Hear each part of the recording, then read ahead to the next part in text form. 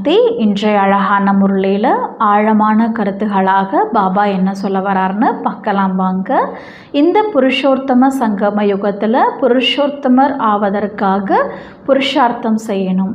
எவ்வளவு முடியுமோ அந்தளவுக்கு நினைவின் மீதும் படிப்பின் மீதும் முழுமையான கவனம் கொடுக்கணும்.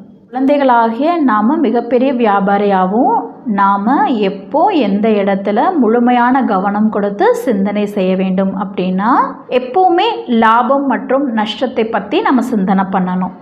ஒருவேளை இந்த லாப நஷ்டத்தை பற்றி நம்ம சிந்தனை பண்ணலை அப்படின்னா நம்ம பிரஜைகளில் வேலைக்காரரியாக ஆக நேரிடும்.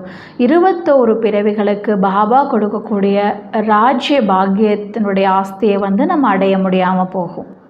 எனவே முழுமையான வியாபாரம் செய்யணும். பாபா வள்ளலாக இருக்கார்.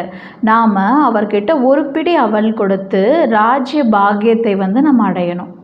நம்ம எல்லாருமே குசேலரை போல ஒரு பிடி அவல் கொடுத்து ராஜ்ய பாக்கியத்தையே அடையிறோம். தீய சகவாசத்திலிருந்து நம்மை பாதுகாத்து கொள்ளணும். ஒரே ஒரு பாபாவினுடைய சகவாசத்தில் இருக்கணும். 5 விகாரங்களுடைய சகவாசத்திலிருந்து நாம் விலகி இருக்கணும். படிப்பின் மீது முழு கவனம் இருக்கணும். நம்முடைய போதையில் இருக்கணும். நாம் நம்ம முயற்சிப்படி இருக்கும்போது தான் போதை ஏறும். ஒரு நாள் கூட படிப்பை தவற விடக்கூடாதுன்னு பாபா சொல்கிறாங்க. பாபா எதையுமே அனுபவிப்பதில்லை. நமக்கு நம்மளுடைய ராஜ்ய பாக்கியத்தை ஃபுல்லாக கொடுத்துட்டு அவர் வானப்பிரஸ்த நிலைக்கு போகிறாரு. அப்போ கூட பாபா கேட்குறாரு, என்னை யாருமே சொர்க்கத்துக்கு கூப்பிடலை அப்படின்னு பாபா சொல்கிறாங்க. இருந்தாலும் நீடூடி வாழ்க அப்படின்னு பாபா நமக்கு பிளெஸ்ஸிங் கொடுத்துட்டு அவர் வானப்பிரஸ்த நிலை அப்படின்னு சொல்லக்கூடிய பரந்தாமத்திற்கு பாபா போகிறாங்க. அங்கு இன்றைய முரளியை விரிவாக கேட்கலாம். ஓம் சாந்தி. 9/1/2024 முரளி பாப் தாதா மதுபன். தலைப்பு: இனிமையான குழந்தைகளே, இந்த புருஷோத்தம சங்கம யுகத்தில் புருஷோத்தமர் ஆவதற்கான முழுமையான புருஷார்த்தம், அதாவது முயற்சி செய்யுங்கள். எவ்வளவு முடியுமோ அவ்வளவு நினைவு மற்றும் படிப்பின் மீது கவனம் கொடுங்கள். கேள்வி: குழந்தைகளாகிய நீங்கள் மிகப்பெரிய வியாபாரி ஆவீர்கள். நீங்கள் எப்பொழுதும் எந்த விஷயத்தில் கவனம் கொடுத்து சிந்தனை செய்ய வேண்டும்? பதில்: எப்பொழுதும் லாபம் மற்றும் நஷ்டம் பற்றிய சிந்தனை செய்யுங்கள். ஒருவேளை இது பற்றிய சிந்தனை செய்யவில்லை என்றால் பிரஜையில் வேலைக்காரியாக, அதாவது தாசியாக ஆக வேண்டி வரும். தந்தை அளிக்கும் 21 பிறவிகளின் ராஜ்யத்திற்கான ஆஸ்தியை இழந்து விடுவீர்கள். எனவே தந்தையிடம் முழுமையாக வியாபாரம் செய்ய வேண்டும். தந்தை வள்ளலாவார். குழந்தைகளாகிய நீங்கள் குசேலரை போல ஒரு பிடி அவல் கொடுத்து உலக அரசாட்சியையே பெறுகிறீர்கள். ஓம் சாந்தி. குழந்தைகள் இங்கு அமர்ந்துள்ளீர்கள். இது பள்ளிக்கூடமாகும். இது ஒன்றும் சத்சங்கம் அல்ல. மடாதிபதிகள், பிராமணர் அல்லது ஏதோ ஒரு சந்நியாசி முன்னால் அமர்ந்து கொண்டில்லை. சுவாமி கோபித்து கொண்டு விடுவாரோ என்ற பயத்தில் எந்த விஷயமும் இல்லை. பக்தி மார்க்கத்தில் யாராவது சாது சந்நியாசியை வீட்டிற்கு அழைக்கிறார்கள் என்றால் அவருடைய பாதங்களை கழுவி குடிப்பார்கள். இவரோ தந்தையாவார் அல்லவா? வீட்டில் குழந்தைகள் எப்போதாவது தந்தைக்கு பயப்படுகிறார்களா என்ன? நீங்களோ கூடவே உணவு உட்கொண்டும் மருந்திக் கொண்டும் விளையாடி கொண்டும் இருக்கிறீர்கள். சந்நியாசி, குரு ஆகியோரிடம் இவ்வாறு செய்கிறார்களா என்ன? அவர்களோ நாள் முழுவதும் குருஜி குருஜி என்று சொல்லிக்கொண்டே இருப்பார்கள். இங்கோ அவ்வாறு செய்ய வேண்டியதில்லை. இவரோ தந்தையாவார். குருவிடமிருந்து அவரது ஆஸ்தி, ஆசிரியரிடமிருந்து அவரது ஆஸ்தி கிடைக்கிறது. தந்தையிடமிருந்தோ சொத்து கிடைக்கிறது. குழந்தை பிறந்த உடனேயே வாரிசு ஆகிவிடுகிறது. இங்கு கூட தந்தைக்கு குழந்தை ஆனார். தந்தையை அடையாளம் கண்டு கொண்டார் என்றால் அவ்வளவுதான். தாம் சொர்க்கத்தின் அதிபதி ஆகிறோம். தந்தைதான் சொர்க்கத்தை படைப்பவர் ஆவார். இந்த லக்ஷ்மி நாராயணன் சொர்க்கத்தின் ராஜ்யத்தை எப்படி மற்றும் எங்கிருந்து பெற்றார் என்பது யாருக்கும் தெரியாது. நாம் இதுபோல இருந்தும் மீண்டும் ஆகிக்கொண்டிருக்கிறோம் என்பதை நீங்கள் புரிந்துள்ளீர்கள். இவர்கள் யார், நாம் யார், பூஜிக்கிறோம் என்பது பற்றி மனிதர்களோ எதுவும் சிந்தனை செய்வதில்லை. சிவனின் கோவிலுக்கு சென்று அபிஷேகம் செய்துவிட்டு வருகிறார்கள். ஆனால் எதுவும் தெரியாது. நாம் இந்த மரண உலகத்தில் சரீரத்தை விட்டுவிட்டு அமரலோகத்திற்கு செல்வோம் என்ற உணர்வு இப்போது உங்களுக்கு வருகிறது. எவ்வளவு உயர்ந்த பிராப்தி உள்ளது! பக்தி மார்க்கத்தில் எதுவுமே பிராப்தி இல்லை. நான் 12 குருக்களிடம் சென்றிருந்தேன் என்று சுயம் பாபா கூட கூறுகின்றார். அவ்வாறு நேரத்தை வீணாக்கினோம் மற்றும் இன்னுமுமே கீழாக இறங்கிக் கொண்டு வந்தோம் என்பதை இப்போது புரிந்துள்ளீர்கள். ஆனால் இதுவும் நாடகத்தில் பொருந்தியுள்ளது. நமக்கு யாரிடமும் பகைமை இல்லை. நமக்கு ஒரு தந்தையிடம் மட்டுமே அன்பு உள்ளது. நீங்கள் வகுப்பிற்குள் வரும் பொழுது நாம் படித்து இவர்கள் போல் ஆகிறோம் என்று இந்த படங்களை பார்த்து மகிழ்ச்சி அடைய வேண்டும். இந்த ராஜதானி எப்படி ஸ்தாபனை ஆகிறது என்று உங்களுக்கு தெரியும். குழந்தைகளே, குழப்பம் அடையாதீர்கள் என்று தந்தை கூறுகிறார். தந்தை எவ்வளவு நல்ல முறையில் புரிய வைக்கிறார். பிறகும் ஆச்சரியப்படும் வகையில் கேட்டார்கள், கூறினார்கள் மற்றும் ஓடி விடுபவராக ஆகிவிடுகிறார்கள். மாயையினுடையவர்களாக ஆகிவிடுகிறார்கள். அவர்கள் துரோகி எனப்படுவர். ஒரு ராஜதானியிலிருந்து வெளியேறி இன்னொரு ராஜ்யத்தை சேர்ந்தவராக ஆகிவிடுகிறார்கள்.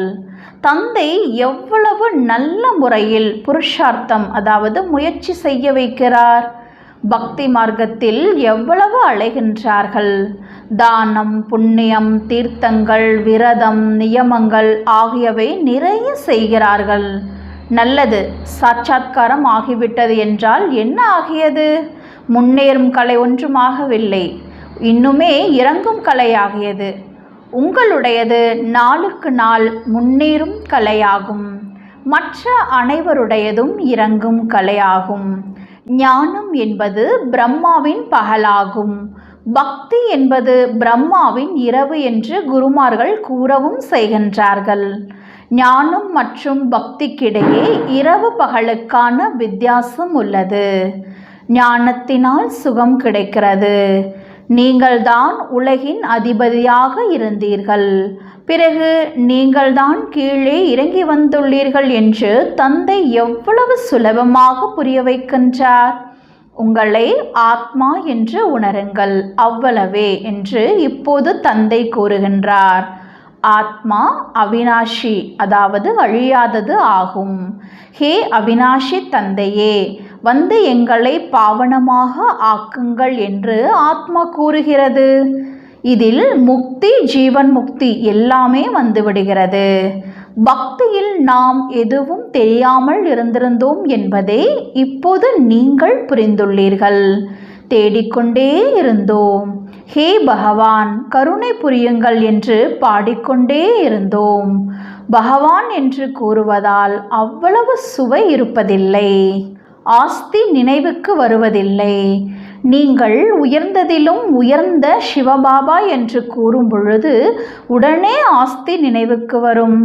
இது ராவண ராஜ்யமாகும் என்பதை இப்போது நீங்கள் புரிந்துள்ளீர்கள். ராமராஜ்யம் சத்யுகத்தில் இருக்கும். இப்பொழுதோ கலியுகமாகும். சத்யுகத்தில் மிகவும் குறைவான மனிதர்கள் இருந்தார்கள். ஒரே ஒரு ஆதி சனாதனா தேவி தேவதா தர்மம் இருந்தது. சுகம், சாந்தி இருந்தது. இங்கு மனிதர்கள் அமைதிக்காக அலைந்து கொண்டிருக்கிறார்கள். மாநாடுகள் ஆகியவற்றுக்காக எவ்வளவு செலவு செய்கிறார்கள். அமைதியின் கடல், தூய்மையின் கடல், செல்வங்களுக்கும் அவர் கடல் ஆவார் என்பதை நீங்கள் அவர்களுக்கு எழுதலாம். எல்லாமே அவரிடமிருந்து கிடைக்கிறது. சத்யுகத்தில் நாங்கள் மிகுந்த செல்வந்தர்களாக இருந்தோம் என்பதை இப்போது நீங்கள் அறிந்துள்ளீர்கள். உலகத்தில் அமைதி அப்போது இருந்தது. மற்ற ஆத்மாக்களுக்கு அமைதி பரந்தாமமாகிய வீட்டில் இருக்கும். உலகத்தில் நாங்கள் மட்டும் தனியாக இருக்கும் பொழுது சுகம், சாந்தி எல்லாமே இருந்தது. எனவே குழந்தைகளுக்கு மிகுந்த மகிழ்ச்சி இருக்க வேண்டும். அப்பேற்பட்ட சொர்க்கத்திற்காக சாஸ்திரங்களில் என்னென்ன விஷயங்கள் எழுதிவிட்டுள்ளார்கள். இப்போது நீங்கள் எந்த கேள்வியும் கேட்க வேண்டிய அவசியம் இல்லாத அளவிற்கு எல்லாமே உங்களுக்கு புரிய வைக்கிறேன் என்று தந்தை கூறுகிறார். முதலிலோ என் ஒருவனை நினைவு செய்யுங்கள். தூய்மையற்றவர்களை பாவனமாக, அதாவது தூய்மையாக ஆக்குங்கள், அதாவது பழைய உலகத்தை புதிதாக ஆக்குங்கள் என்று நீங்கள் அழைக்கிறீர்கள். ஆனால் பொருள் எதுவும் புரியாமல் இருக்கிறார்கள். நூலுருண்டை சிக்கிவிட்டுள்ளது போல இப்போது சிக்கலை விடுவிக்க வேண்டியுள்ளது. பக்தியில் எவ்வளவு படங்கள் அமைத்துள்ளார்கள். கிருஷ்ணருக்கு சக்கரம் கொடுத்து விட்டுள்ளார்கள். அதனால் அகாசுரன் பகாசுரனை கொன்றார் என்றார்கள். அட, அவர் ஹிம்சை செய்வராக இருந்தாரா என்ன? பிறகு இன்னாரை விரட்டி சென்றார் என்றும் கூறுகிறார்கள். டபுள் ஹிம்சராக ஆகிவிட்டுள்ளார். ஆச்சரியமாக உள்ளது அல்லவா? யார் சாஸ்திரங்கள் அமைத்தார்களோ அவர்களுடைய புத்தியின் அற்புதமாகும். பிறகு அவர்களுக்கு வியாச பகவான் என்கிறார்கள். இப்போது என்னை நினைவு செய்யுங்கள் மற்றும் தெய்வீக குணங்களை தாரணை செய்யுங்கள் என்று தந்தை கூறுகிறார். வேறு எந்த விஷயமும் இல்லை. நீங்கள் யோகத்தில் அமர்த்தப்படுகிறீர்கள். ஏனெனில் நிறைய பேர் பாபாவை நினைவு செய்வதில்லை. தங்களுடைய தொழில்களிலேயே மூழ்கி இருக்கிறார்கள். அவர்களுக்கு நேரமே இல்லை. ஆனால் இதிலோ காரியங்கள் ஆகியவை செய்யும் பொழுதும் புத்தி மூலமாக நினைவு செய்ய வேண்டும்.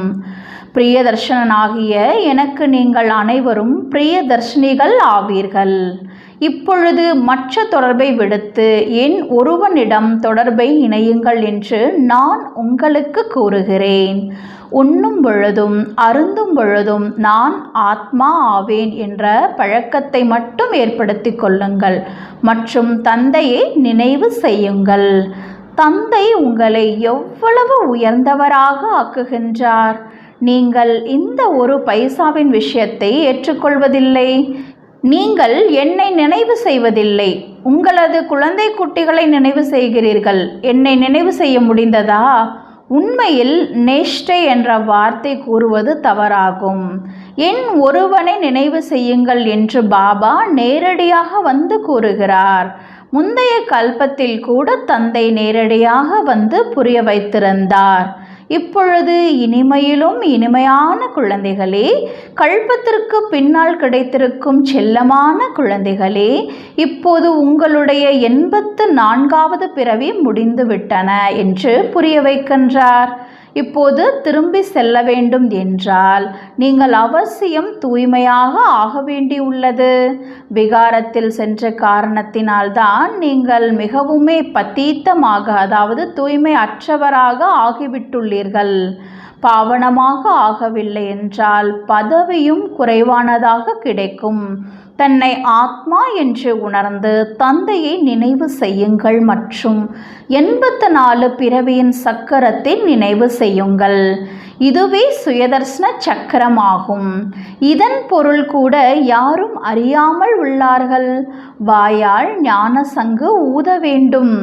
இது ஞானத்தின் விஷயங்களாகும். இவர்கள் உங்களுடைய எல்லையில்லாத தந்தை ஆவார். சொர்க்கத்தின் படைப்பு கர்த்தா ஆவார். தந்தையை நினைவு செய்தீர்கள் என்றால் உங்களுக்கு முன்னேறும் கலையாகிவிடும். எவ்வளவு சுலபமான விஷயங்கள் ஆகும். இது ஏற்கனவே அமைக்கப்பட்ட நாடகம் என்பதை இப்போது குழந்தைகளாகிய நீங்கள் புரிந்துள்ளீர்கள். ஒவ்வொரு 5000 வருடங்களுக்கு பிறகும் தந்தை வருகிறார். இப்பொழுது நல்ல முறையில் புருஷார்த்தம், அதாவது முயற்சி செய்யுங்கள்.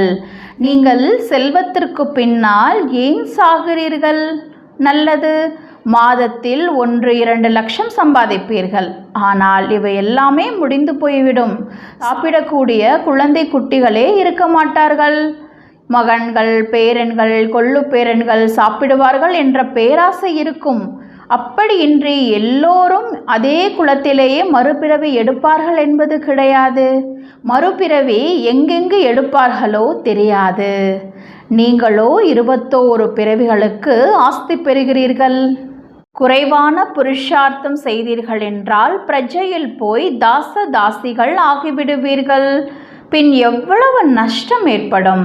எனவே லாபம் மற்றும் நஷ்டத்தை பற்றி கூட சிந்தனை செய்யுங்கள். வியாபாரிகள் பாவமும் நிறைய செய்கிறார்கள். பின் ஏதாவது கொஞ்சம் தர்மம் செய்வதற்காக என்று ஒதுக்கி வைக்கிறார்கள். இதுவோ அவிநாஷி ஞான ரத்தினங்களின் வியாபாரமாகும். இந்த வியாபாரத்தை யாரோ ஒருவர்தான் செய்கிறார்கள். இந்த வியாபாரத்தை நேரடியாக தந்தையிடம் செய்ய வேண்டும். தந்தை ஞான ரத்தினங்களை அளிக்கிறார். அவரோ வள்ளலாவார். குழந்தைகள் ஒரு பிடி அவள் கொடுக்கின்றார்கள். தந்தையோ உலக அரசாட்சியையே கொடுக்கின்றார். அதோடு ஒப்பிடும் பொழுது ஒரு பிடி அவள்தானே ஆகிறது. நீங்கள் எல்லோருமே குஷேலர் ஆவீர்கள். என்ன கொடுக்கிறீர்கள் மற்றும் என்ன பெறுகிறீர்கள்? உலகத்தின் அரசாட்சி பெற்று உலகத்திற்கு அதிபதி ஆகின்றீர்கள். ஒரே ஒரு பாரத கண்டம் இருக்கும் என்று புத்தி கூறுகிறது. இயற்கையும் புதிதாக இருக்கும். ஆத்மாவும் சதோ பிரதானமாக இருக்கும். சத்யுகத்தில் தேவி தேவதைகளாகிய நீங்கள் இருக்கும் பொழுது தூய தங்கமாக இருந்தீர்கள். பிறகு திரேதாவில் கொஞ்சம் வெள்ளி ஆத்மாவில் படுகிறது. அது வெள்ளி யுகம் என்று அழைக்கப்படுகிறது. படி கீழே இறங்கிக் கொண்டே வருகிறீர்கள். இச்சமயம் நீங்கள் மிகவும் உயர்ந்தவர்கள் ஆவீர்கள். விராட ரூபத்தின் படமும் உள்ளது. ஆனால் அதன் பொருளை மட்டும் அறியாமல் இருக்கின்றார்கள். எத்தனை ஏராளமான படங்கள் உள்ளன. ஒரு சிலர் கிறிஸ்துவின் படம் வைக்கிறார்கள். பின் ஒரு சிலர் சாய் பாபாவினுடையதை வைக்கிறார்கள். முகமதியர்களை கூட குருவாக ஏற்கின்றார்கள். பிறகு அங்கு சென்று கூட்டாக சாராயம் கொடுக்கின்றார்கள். எவ்வளவு அறியாமை என்ற இருள் உள்ளது என்று தந்தை கூறுகிறார். இவை எல்லாமே பக்தியின் இருளாகும். சகவாசத்தில் மிகவும் கவனம் கொள்ள வேண்டும். நல்ல தொடர்பு உயர்த்தும், தீய சகவாசம் வீழ்த்தும் என்று கூறப்படுகிறது. தீய சகவாசம் என்பது மாயை என்ற 5 விகாரங்களுடையது. இப்போது உங்களுக்கு சத்தியமான தந்தையின் சகவாசம் கிடைத்துள்ளது. இதன் மூலம் நீங்கள் கடந்து சென்று கொண்டிருக்கிறீர்கள். தந்தைதான் சத்தியத்தை கூறுகின்றார். கல்ப கல்பமாக உங்களுக்கு சத்தியத்தின் தொடர்பு கிடைக்கிறது. அரை கல்பத்திற்கு பிறகு ராவணனுடைய தீய சகவாசம் கிடைக்கிறது. முந்தைய கல்பத்தை போலவே அவசியம் ராஜதானி ஸ்தாபனை ஆகும். நீங்கள் அவசியம் உலகத்தின் அதிபதி ஆகிவிடுவீர்கள். இங்கோ பிரிவினையான காரணத்தால் எவ்வளவு சண்டை ஏற்படுகின்றன. அங்கோ ஒரே ஒரு தர்மம்தான் இருக்கும்.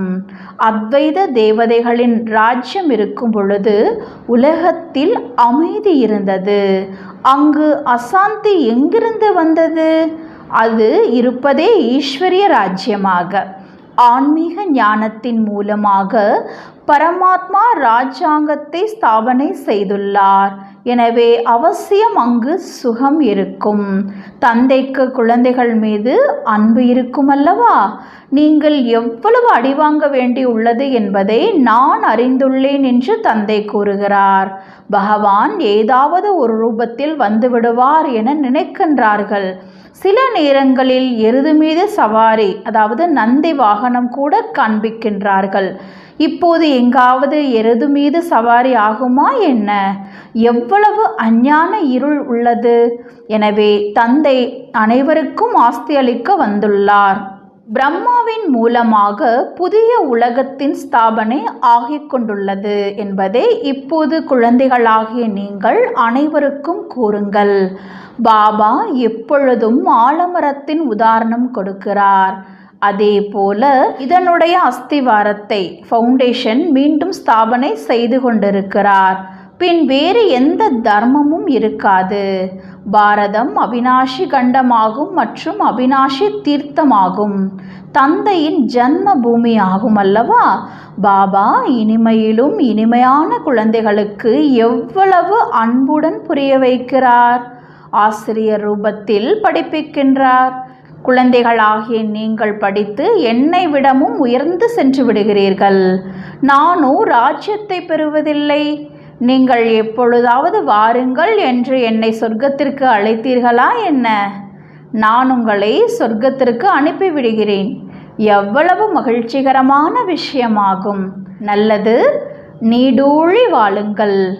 நான் போய் வானப்பிரஸ்த நிலையில் இருந்து கொள்கிறேன் என்று தந்தை கூறுகிறார். இப்போதோ ஆபத்துகள் தலைமீது நின்று கொண்டிருக்கிறது. எனவே இந்த புருஷோத்தம சங்கம யுகத்தில் புருஷோத்தமர் ஆவதற்கான முழுமையான புருஷார்த்தம் செய்ய வேண்டும். தந்தையை நினைவு செய்வதற்கான முயற்சி செய்து கொண்டே இருங்கள். அப்போது விகர்மங்கள் விநாசமாகிவிடும். மேலும் யார் எந்த அளவு படிக்கிறார்களோ அந்த அளவு உயர்ந்த குலத்தில் செல்வார்கள். தமது முயற்சியில்தான் தங்களுக்கு போதை ஏறும் என்று தந்தை கூறுகிறார். எப்பொழுதுமே குழந்தைகளுக்கு தந்தையிடமிருந்து ஆஸ்தி கிடைக்கிறது. மற்றபடி கன்னிகா தானம் நடக்கிறது. இங்கோ அனைத்து ஆத்மாக்களுக்கும் ஆஸ்தி கிடைக்கிறது, அதுவும் எல்லையில்லாத ஆஸ்தி. எனவே இதன் மீது முழுமையாக கவனம் செலுத்த வேண்டும். பகவான் படிப்பிக்கின்றார். ஒரு நாள் கூட தவறவிடக்கூடாது. எனக்கு நேரம் இல்லை என்று பாபாவிடம் கூறுகிறார்கள். அட, என்னிடம் படிப்பதற்கு ஆத்மாவிற்கு நேரம் இல்லையா? இவ்வாறு கூற வெட்கமாக இல்லை? நல்லது, இனிமையிலும் இனிமையான காணாமல் போய் வெகுகாலம் கழித்து கண்டெடுக்கப்பட்ட செல்ல குழந்தைகளுக்கு தாயும் தந்தையும் ஆகிய பாப் தாதாவின் அன்பு நினைவுகள் மற்றும் காலை வணக்கம். ஆன்மீக குழந்தைகளுக்கு ஆன்மீக தாய் தந்தையின் நமஸ்காரம். ஆன்மீக தாய் தந்தைக்கு ஆன்மீக குழந்தைகளினுடைய நமஸ்தே நமஸ்தே நமஸ்தே. தாரணைக்கான முக்கிய சாரம்: 1. தீய சகவாசத்திலிருந்து, அதாவது தொடர்பிலிருந்து தங்களை மிகவுமே காத்து கொள்ள வேண்டும். ஒரு சத்தியமான தந்தையின் சகவாசத்தில் இருக்க வேண்டும். மாயை என்ற 5 விகாரங்களின் சகவாசத்திலிருந்து மிகவும் விலகி இருக்க வேண்டும். 2. படிப்பின் மீது முழு கவனம் செலுத்த வேண்டும். உங்களுடைய போதையில் இருங்கள். தனது முயற்சியில்தான் போதை ஏறும் என்று கூறப்படுகிறது. ஒரு நாள் கூட படிப்பை தவறவிடாதீர்கள். வரதானம்: சேவையில் ஸ்நேகம் மற்றும் சத்தியத்தின் அத்தாரிட்டியின் பேலன்ஸ், அதாவது அதிகாரத்தின் சமநிலை மூலமாக வெற்றியின் மூர்த்தி ஆவீர்களாக. எப்படி இந்த பொய்யான கண்டத்தில் பிரம்மா தந்தையை சத்தியத்தின் அத்தாரிட்டியின் கண்கூடான ஸ்வரூபமாக பார்த்தீர்கள்? அவருடைய அத்தாரிட்டியின் வார்த்தைகள் ஒரு பொழுதும் அகங்காரத்தின் உணர்வை ஏற்படுத்துவதில்லை.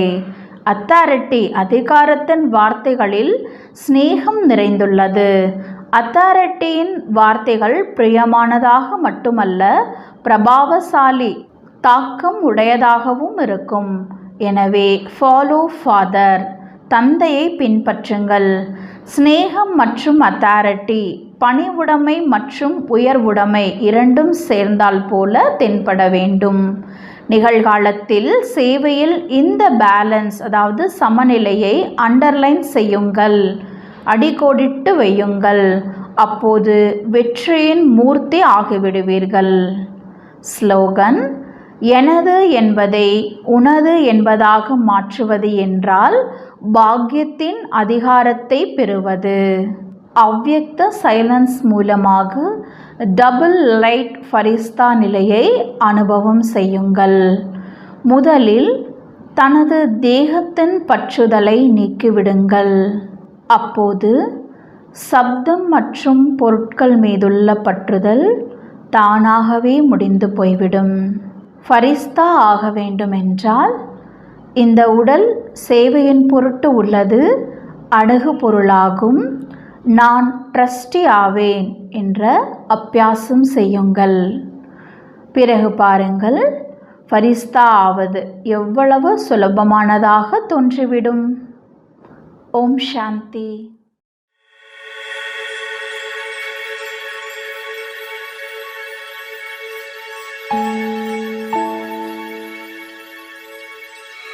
Thank you.